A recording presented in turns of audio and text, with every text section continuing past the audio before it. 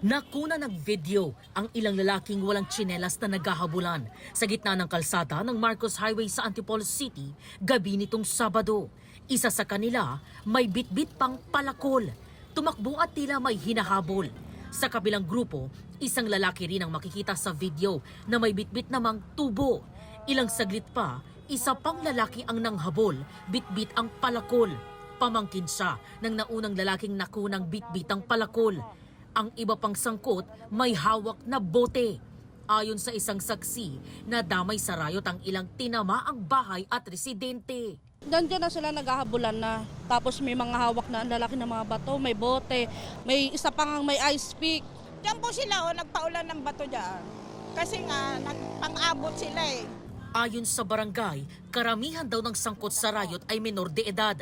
Ayon naman sa misis ng lalaking unang nakitang may hawak ng palakol, dumepensa lang aniya ang kanyang mister sa mga kabataang nanugod sa kanilang lugar. Yung palakol na po yun na viral po, na hawak po ng asawa ko, yun ay hindi po kanya.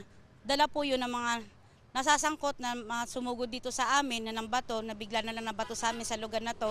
Hinuli ng Antipolo Police ang mga sangkot sa rayot, kabilang ang naunang lalaking may hawak ng palakol.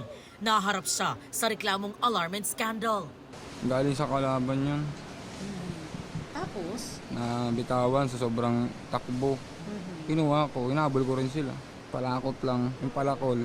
Pinalaya naman ang mga hinuling menor de edad matapos makuna ng pahayag sa istasyon.